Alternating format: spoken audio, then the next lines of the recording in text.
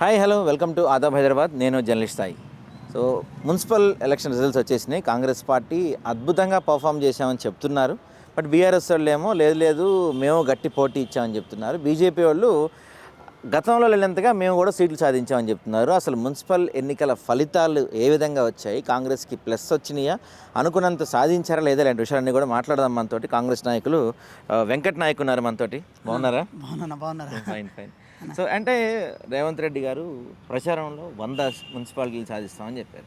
కానీ ground level చూస్తే మనకి 100 దగ్గరగా కూడా లేవు, ఇంకా హంగులు ఎక్కువ వచ్చినాయి.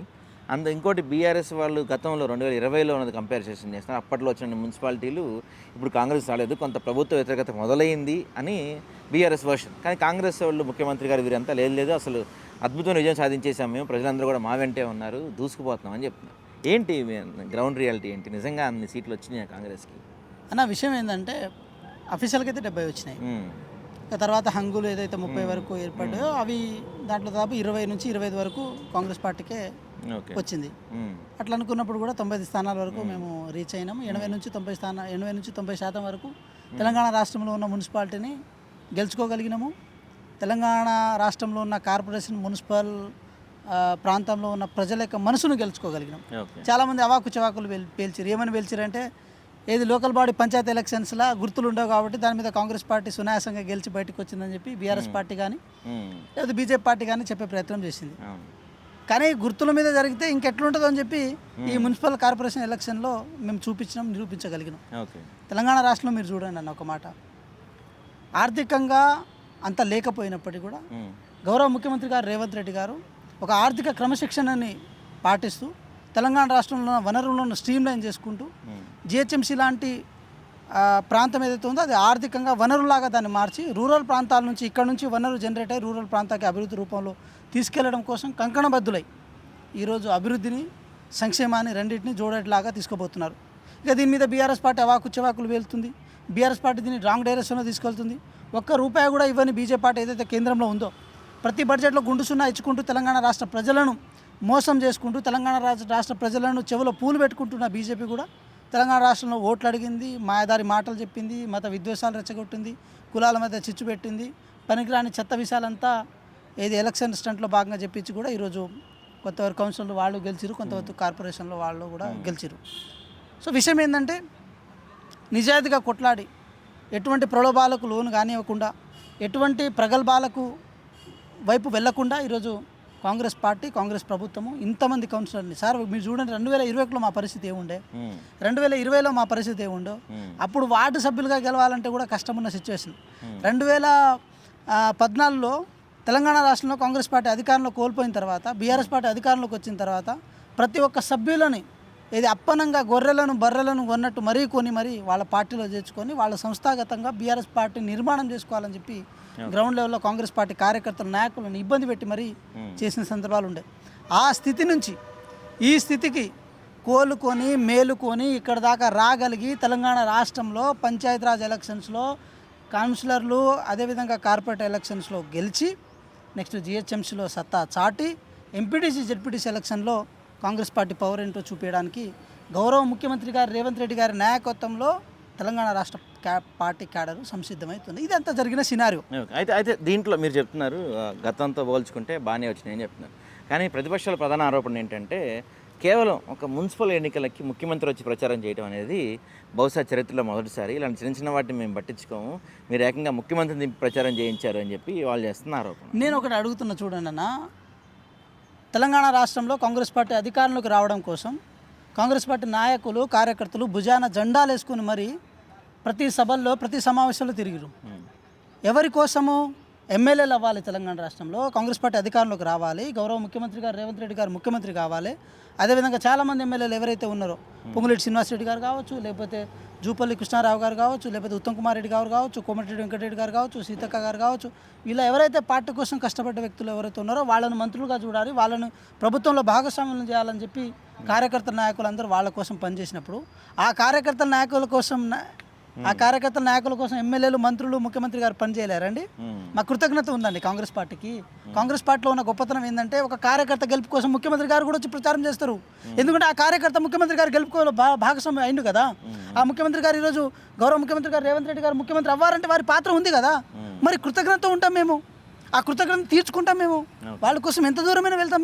మీలాగా ఫామ్ హౌస్లో పండడం మాకు తెలియదు, మీలా కేవలం సిరిసిల్లను, సిద్దిపేటను, మీ ఊర్లను చూసుకోవడం మాకు తెలియదు. ఎందుకంటే మా కోసం కష్టపడ్డ కార్యకర్తల గెలుపు కోసం భాగస్వాములు అవుతాం.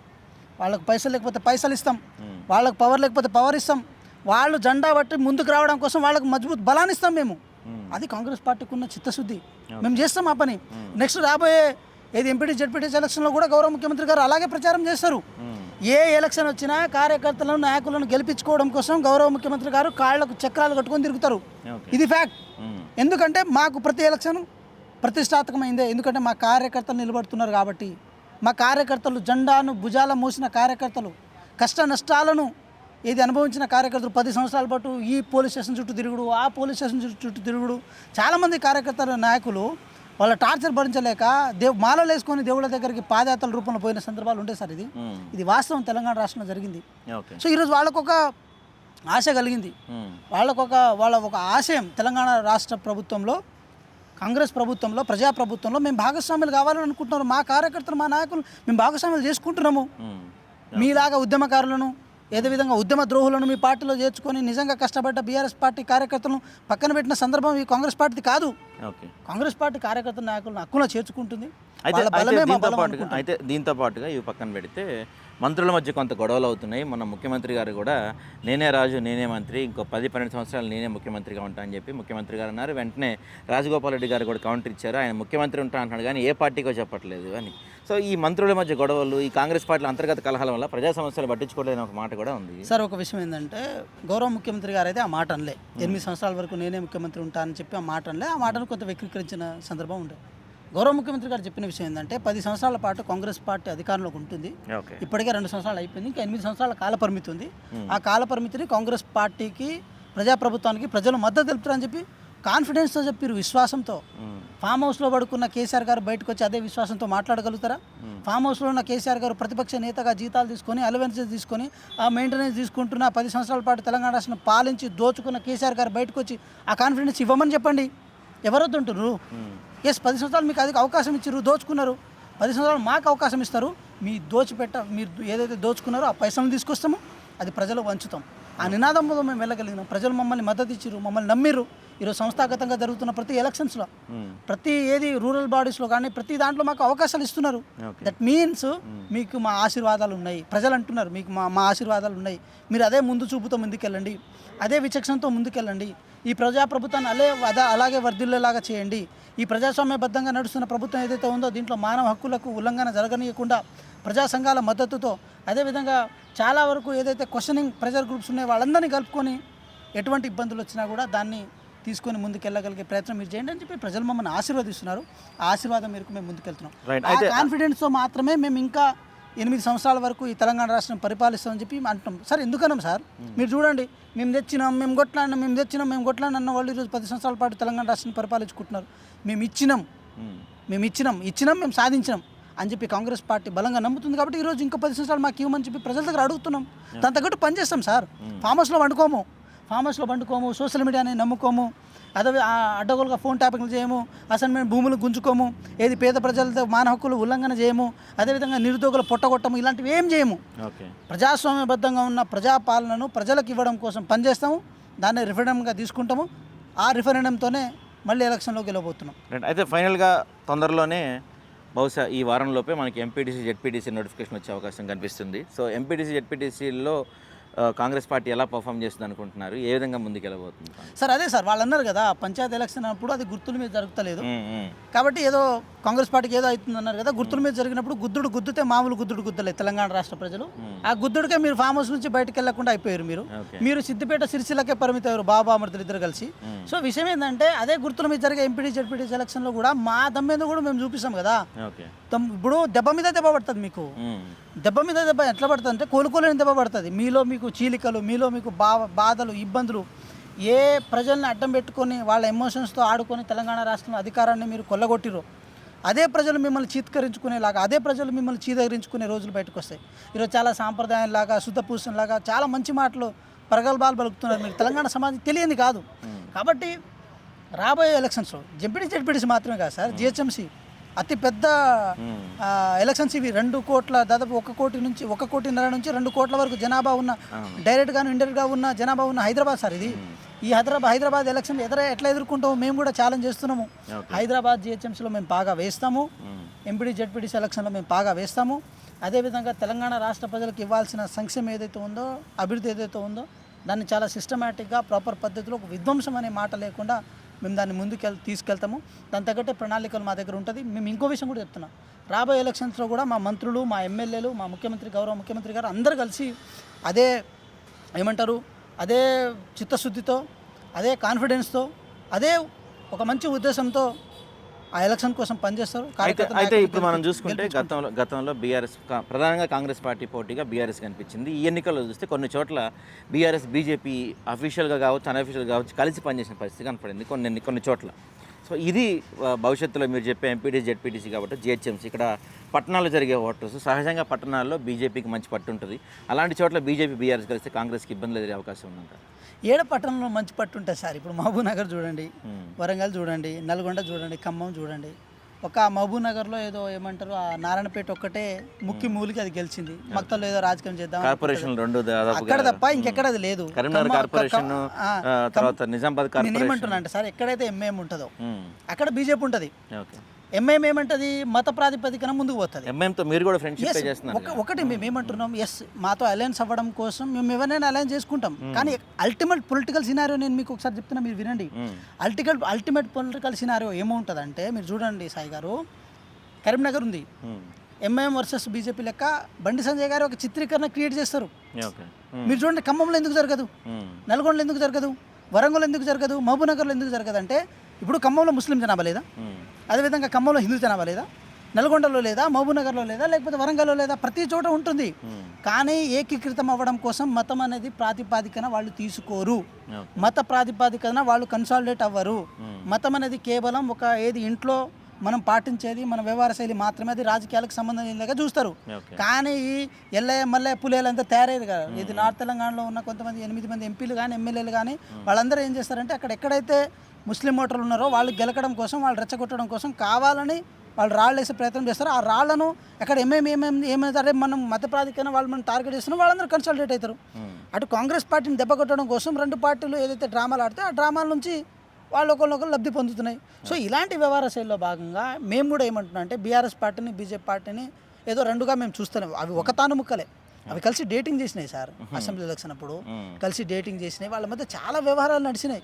కవిత గారు ఎన్నో సందర్భాలు చెప్పిన సందర్భాలు ఉంటాయి. బహిర్గతంగా లేఖ రాసిరు, నాన్నగారు మీరు ఎందుకు బీజేపీని తిడతలేరు, మీకు మాటలు రావట్లేదా, మీ నోరు మూగపోయిందా, బీజేపీ అనేది కూడా మామూలు పార్టీ కాదు కదా, అది చాలా డేంజరస్ కదా తెలంగాణ రాష్ట్రాన్ని, దాని విషయంలో ఎందుకు మీరు స్పందిస్తారని చెప్పిన సందర్భాలు ఉంటాయి. తను బయటకు చెప్పుకోలేక మేము డేటింగ్లో ఉన్నామా.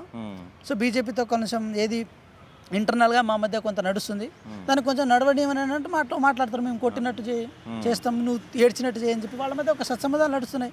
అది ప్రతి చోట రిఫ్లెక్ట్ అవుతున్నాయి. ఇప్పుడు మా గౌరవ ముఖ్యమంత్రి గారు అని ఉండే కదా, ఇది కల్వకుంట్ల కిషన్ రావు గారు అని చెప్పి, కిషన్ రావు గారికి ఒక పేరు కూడా ఇచ్చిన సందర్భం ఉండే. సో తెలంగాణ రాష్ట్రంలో కాంగ్రెస్ పార్టీ అల్టిమేట్గా ఒక ప్రోగ్రెసివ్ థాట్స్తో ఒక సామాజిక న్యాయం అనే కోణాన్ని ప్రధాన ఉద్దేశంగా పెట్టి బడుగు బలహీన వర్గాలకి సంక్షేమం అభివృద్ధి ఒకేలాగిచ్చి అమరవీరుల త్యాగాల మీద ఏర్పడ్డ తెలంగాణ రాష్ట్రాన్ని పునర్నిర్మాణం చేయడం కోసం గౌరవ ముఖ్యమంత్రి గారు కంకణ బద్దులై ఉన్నారు. వారి కృషి, వారి పట్టుదల ఏదైతే ఉందో ఈరోజు ఇంత దాకా తీసుకురాగలిగింది. ఇంకో 8 సంవత్సరాలు కనుక ఇదే పరిపాలన కనుక గౌరవ ముఖ్యమంత్రి గారి చేతిలో కనుక ఉంటే మాత్రం ఈ హైదరాబాద్ కానీ లేకపోతే మిగతా రూరల్ ప్రాంతాలు కానీ అభివృద్ధిలో ముందు సూచికలు ఉంటాయి. అదేవిధంగా మన జీడిపి పెరుగుతుంది. హైదరాబాద్ కూడా అడ్డగోలుగా ఎట్లా పడితే అట్లా అడ్డదిడ్డంగా పెరగకుండా హైదరాబాద్ కూడా ఒక సిస్టమేటిక్గా పెరుగుతుంది. హైడ్రా అనేది మంచి పాలసీ ఆ విషయంలో. అదేవిధంగా మాకున్న, ఇప్పుడు మీరు ఇందాక అన్నారు కదా మంత్రుల మధ్య గొడవలు, అది గొడవ కాదు, అది మాకున్న క్రాస్ చెక్. మమ్మల్ని ఏదో నియంత్రించాలి, ఎవరో మోచేతి నీళ్లు దాక్కుంటూ ఎవరో చేతి కింద బతకాలన్న భావన ఇక్కడ మంత్రులకు లేదు. ప్రతి మంత్రి ఒక స్ట్రాంగెస్ట్ పర్సన్, ప్రతి ఎమ్మెల్యే ఒక స్ట్రాంగెస్ట్ పర్సన్. వాళ్ళందరి దగ్గర ఒక టీం లీడర్గా ఉన్న గౌరవ ముఖ్యమంత్రి గారు వాళ్ళ స్ట్రెంగ్త్ని, వాళ్ళకున్న ఆస్పిరేషన్ ఎప్పటికప్పుడు క్రాస్ చెక్ చేసుకుంటూ వాళ్ళని పుషప్ చేసే ప్రయత్నంలో వాళ్ళు ఉంటారు. ఇదంతా ఒక కలెక్టివ్ ఎఫర్ట్ ఆఫ్ డెమోక్రసీ అన్న మీరు అర్థం చేసుకోండి. కానీ అదే విధంగా బీఆర్ఎస్లో అది మీరు చూడలేరు, ఎందుకంటే గడి దగ్గర నిలబడాలి. మనం వెనకటికి ఏది రాజులు, అదేవిధంగా దొరలు, పెత్తందారుల దగ్గర, గడిల దగ్గర, వాళ్ళ ఊర్లో ఎంత పెద్ద మనిషి అయినా కానిచ్చు కాక ఆ గడి దగ్గర నిలబడి వాళ్ళ మోచేతి నీళ్లు తాగి దాని తగ్గట్టు జనాల దగ్గర పరిపాలన చేయాలి. సో అలాంటి సంస్కృతి, అలాంటి దుష్ట సంస్కృతి కాంగ్రెస్ ప్రజాప్రభుత్వంలో లేదు, కాంగ్రెస్ పార్టీలో ఉండదు. అది కేవలం వాళ్ళకే సాధ్యమవుతుంది. ఇప్పటికీ ప్రతిపక్ష నేత ఫామ్ హౌస్ నుంచి బయటికి రావట్లేదు సార్. దాక్కున్నాడా, లేకపోతే కంఫర్ట్ జోన్లో ఉన్నాడా, ఏమంటారు మంచిగా ప్రశాంతంగా హ్యాపీగా ఉంటుండా, ఇదేమన్నా తెల్లగా అర్థం కావట్లేదు. తెలంగాణ రాష్ట్రం కష్టాల్లో ఉన్నదని మీరే అంటారు, మళ్ళీ సాఫ్గా పోయి ఫామ్ హౌస్లో పడుకుంటారు. ఉన్న కష్టాలను బయటకు చెప్పి ఆ కష్టాలను తీర్చడం కోసం మీరు ఏదైనా ప్రయత్నం చేయండి. ఎందుకు అంత ఉత్తముచ్చట్లు, డాంబికాలు? ఏ స్టేట్మెంట్ మీరే ఇస్తారు, మళ్ళీ మీరే పోయి ఫామ్ హౌస్లో పంటారు. నేను ఏదో అంటారు కదా, ఏదో పీక్తా పొడి చేస్తా అని చెప్పి ఏదో కత్తి నూరినట్టు వచ్చి బయటకు వచ్చి ఒక్క స్టేట్మెంట్ ఇచ్చిపోతారు, మళ్ళీ సమాధానం చెప్పడానికి మళ్ళీ రారు. ఏదో అగ్గేసి పెట్టేసిపోయిన తర్వాత దానికి సమాధానం కూడా చెప్పాలి. నిలబడి మాట్లాడే ఓపిక కేసీఆర్ గారికి ఉండాలి. సరే వారికి లేకపోయినా కనీసం వీళ్ళకైనా ఉండాలి కదా. వీళ్ళు ఎంతసేపటికి సోషల్ మీడియా స్టార్స్ ఎవరు, కేటీఆర్ గారు, హరీష్ రావు గారు, మామూలుగా ఉండదు. ఆ హుషారితనానికే తెలంగాణ రాష్ట్రం మొత్తం ఏకీకృతం అవుతారని అనుకుంటారు వాళ్ళు. కానీ వాళ్ళ అబద్ధపు ప్రచారాలు, వాళ్ళ అబద్ధపు మాటలు విన్నారు, చూశారు. ఇంకా తెలంగాణ ప్రజలు ఇంకా భరించిన తర్వాత ఇక వాళ్ళు కొత్తగా నెత్తి మీద పెట్టుకునేది ఏం లేదు సాయి గారు. సో ఇది ఉన్న సినారియో. ఇంకా in front of their crocodile festival for the BRS party. ఇంకా వాళ్ళకి ఇంకా ముందు చాలా ఉంది, అది సిస్టమేటిక్గా బయటకు వస్తుంటుంది. Thank you.